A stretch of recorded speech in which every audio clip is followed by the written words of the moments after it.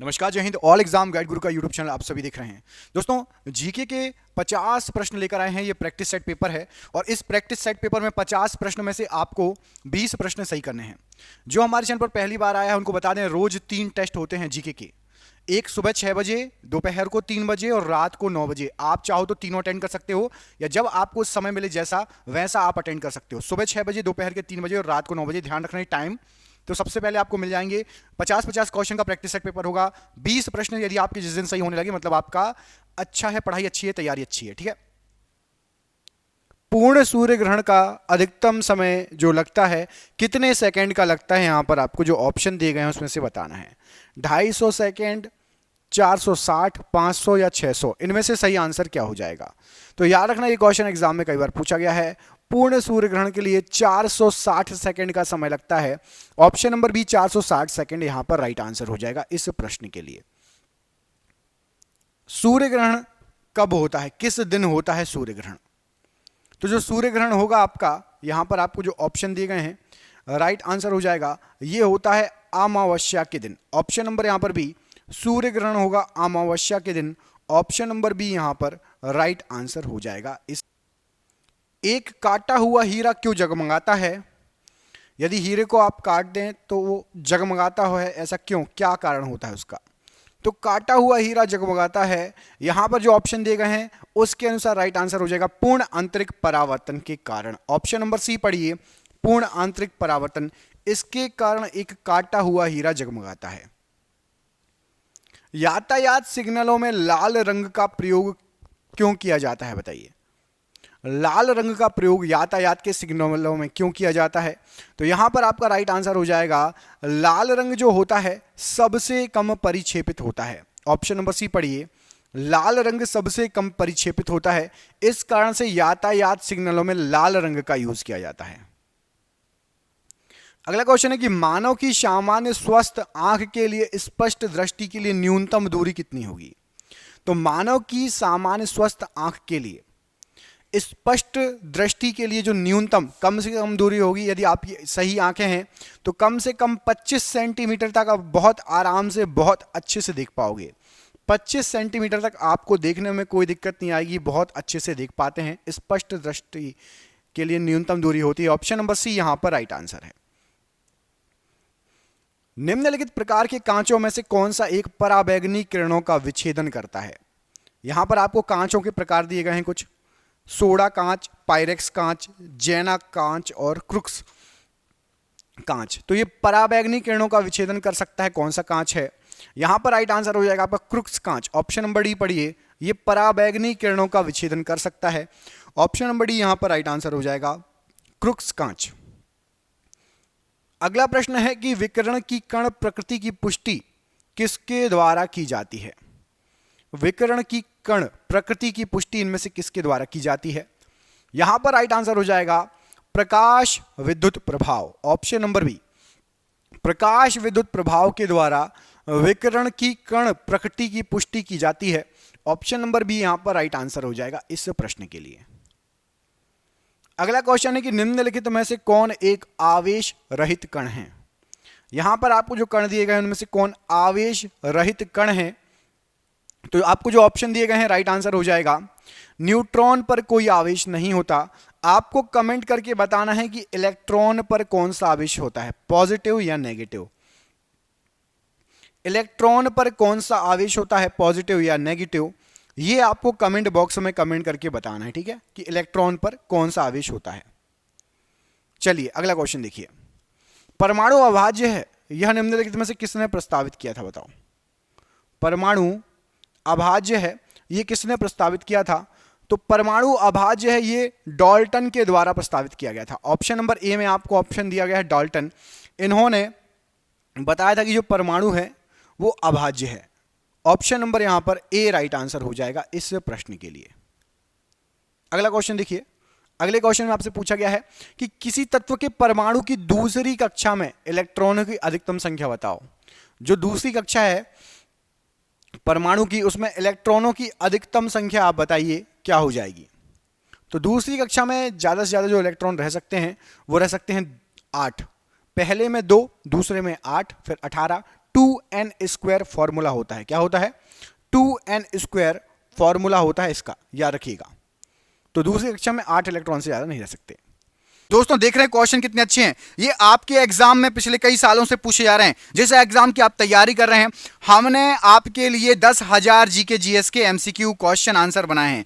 10,000 GK GS के question answer जो MCQ के फॉर्मेट में 4 ऑप्शन में, जो कि आप जो एग्जाम तैयारी कर रहे हो उसमें आ सकते हैं। 100% चांसेस है आने के। और वो क्वेश्चन आंसर पीडीएफ है, और पीडीएफ सबको व्हाट्सएप पर मिल जाएगी। आप में से जिसको भी चाहिए व्हाट्सएप पर पीडीएफ मिल जाएगी। पीडीएफ जो है आपकी वो 300 रुपए की है, लेकिन अभी एग्जाम चल रहा है तो केवल 99 रुपए में जो भी सक्षम है, जो भी ले सकता है वो ले ले। बाकी यूट्यूब से पढ़ो, बाकी जो जिसको लेना हो 99 रुपए में आपको 10,000 जीके जीएस के क्वेश्चन मिल रहे हैं, जो कि आपके एग्जाम में फंस सकते हैं। तो इनको पीडीएफ को लेने के लिए नीचे दिए गए नंबर पर व्हाट्सएप कर लेना। नंबर आपको पूरे वीडियो पर शो होगा। जब भी आप वीडियो छोड़ो उसके बाद आप कॉल कर लेना या स्क्रीनशॉट लेके रख लेना, ठीक है। अल्फा किरणों पर उपस्थित आवेश बताइए। अल्फा किरणें जो रहती हैं उस पर कौन सा आवेश उपस्थित रहता है, ये आपको बताना है। तो अल्फा किरणों पर आपका 2 इकाई धन आवेश रहेगा। क्या रहेगा? 2 इकाई धन आवेश रहता है अल्फा किरणों पर, याद रखना। ये क्वेश्चन एग्जाम में आ चुका है। 2 इकाई धन आवेश प्रश्न के लिए राइट आंसर हो जाएगा। अगला क्वेश्चन देखिए, हाइड्रोजन के रेडियो सक्रिय समस्थानिकों को क्या कहा जाता है? हाइड्रोजन के रेडियो सक्रिय समस्थानिकों को इनमें से क्या कहा जाएगा? तो यहां पर आपको जो ऑप्शन दिए गए हैं, हाइड्रोजन के रेडियो सक्रिय समस्थानिक होगा आपका सबसे नंबर डी, सबसे लास्ट वाला ऑप्शन पढ़ो, D, tritium. Option number D tritium, ये हाइड्रोजन के रेडियो सक्रिय समस्थानिक हैं। ट्राइटियम, ऑप्शन नंबर डी यहां पर राइट आंसर है। अगला क्वेश्चन पढ़िए, सर्वाधिक संख्या में समस्थानिक किसके होते हैं? सबसे ज्यादा संख्या में जो समस्थानिक होते हैं वो किसके होते हैं? तो सबसे ज्यादा संख्या में जो समस्थानिक होते हैं ये आपके यहां पर आपको जो ऑप्शन दिए गए हैं, यूरेनियम, हाइड्रोजन, पोलोनियम और लेड में से polonium. Option number C polonium यहां पर राइट आंसर है। ऑक्सीकरण वह अभिक्रिया है जिसमें तत्व की संयोजकता पर क्या प्रभाव पड़ता है? तो ऑक्सीकरण वह अभिक्रिया है जिसमें जो तत्व की संयोजकता रहती है। यहां पर आपको जो ऑप्शन दिए गए हैं, राइट आंसर क्या हो जाएगा इसके लिए? बढ़ जाएगी। क्या हो जाएगी? तत्व की संयोजकता बढ़ जाएगी ऑक्सीकरण अभिक्रिया में, याद रहेगा। ऑक्सीकरण में तत्व की संयोजकता बढ़ जाएगी। बर्नौली सिद्धांत किस पर आधारित होता है? तो आपका जो बर्नौली सिद्धांत है ये आपका ऊर्जा संरक्षण पर आधारित होता है। ऑप्शन नंबर बी यहां पर राइट आंसर हो जाएगा। बर्नौली सिद्धांत ऊर्जा संरक्षण पर आधारित होता है। अगला क्वेश्चन है, एक नाभिकीय रिएक्टर में भारी जल का क्या काम होता है? एक नाभिकीय रिएक्टर में भारी जल का क्या काम होता है? तो याद रखिएगा, भारी जल न्यूट्रॉन की गति को कम करता है। ऑप्शन नंबर ए, भारी जल जो है वो न्यूट्रॉन की गति को कम करता है एक नाभिकीय रिएक्टर में। ऑप्शन नंबर ए यहां पर राइट आंसर हो जाएगा, न्यूट्रॉन की गति को कम करता है। हाइड्रोफाइट्स इनमें से क्या होते हैं? हाइड्रोफाइट्स, तो यहां पर आपके जो ऑप्शन दिए गए हैं, हाइड्रोफाइट्स आपके जलीय पौधे होते हैं। ऑप्शन नंबर यहां पर बी, हाइड्रोफाइट्स जो होते हैं वो जलीय पौधे होते हैं। ऑप्शन नंबर बी यहां पर राइट आंसर हो जाएगा इस प्रश्न के लिए। जीवाणुओं को पौधे माना गया है, ऐसा क्यों?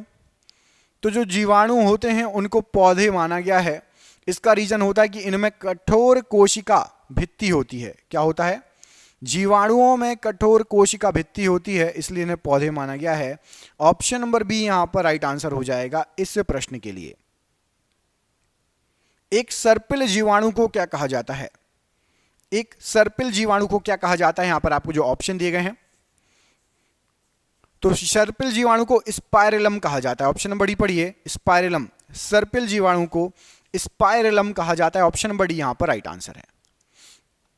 दही जमाने में निम्नलिखित में से किस सूक्ष्म जीव का प्रयोग किया जाता है? दही जमाने में, तो दही जमाने में यहां पर आपको जो ऑप्शन दिए गए हैं इसमें से लैक्टोबैसिलस का यूज किया जाता है। ऑप्शन नंबर बी, लैक्टोबैसिलस का यूज किया जाता है दही जमाने में। ऑप्शन नंबर बी यहां पर राइट आंसर है।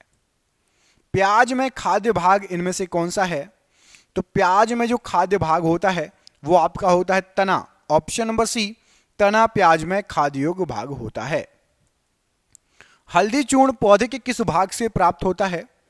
तो हल्दी चूर्ण जो प्राप्त होता है, यहां पर आपको जो ऑप्शन दिए गए हैं, शुष्क प्रकंद से हल्दी चूर्ण प्राप्त होता है। पौधे में जो शुष्क प्रकंद होता है उससे हल्दी चूर्ण प्राप्त होता है, राइट आंसर हो जाएगा।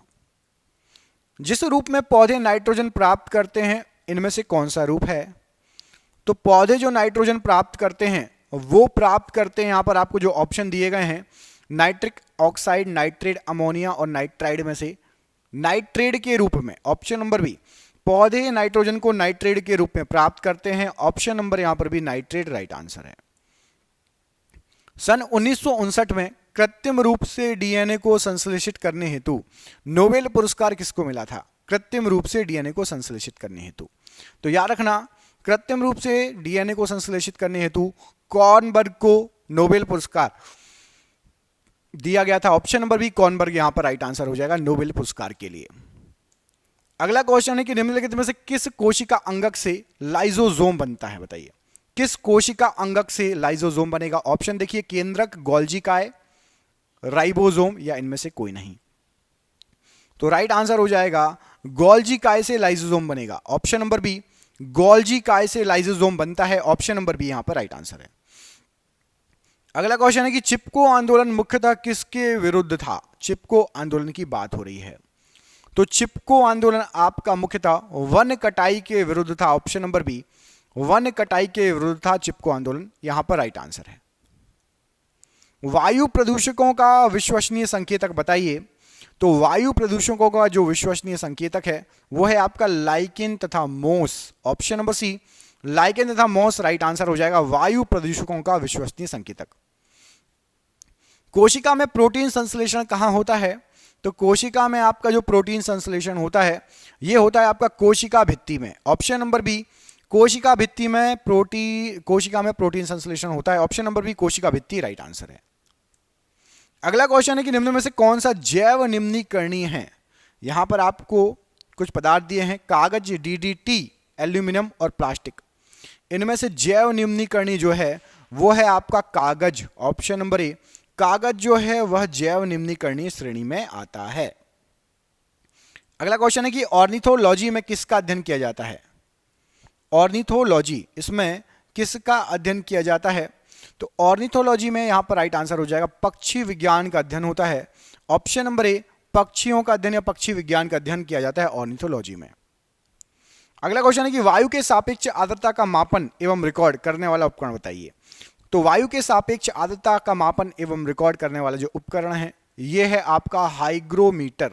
ऑप्शन नंबर बी में हाइग्रोमीटर दिया है, यहां पर ऑप्शन नंबर बी आपका बिल्कुल सही आंसर हो जाएगा। अगला क्वेश्चन देखिए, निम्नलिखित में से कौन सा कार्बन का एक रूप नहीं है? कार्बन का एक रूप नहीं है पूछा गया है।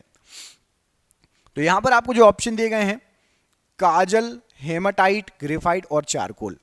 इसमें से हेमाटाइट कार्बन नहीं है, काजल, ग्रेफाइट और चारकोल ये कार्बन के रूप हैं, याद रखिएगा। काजल, ग्रेफाइट और चारकोल ये आपके कार्बन के रूप हैं।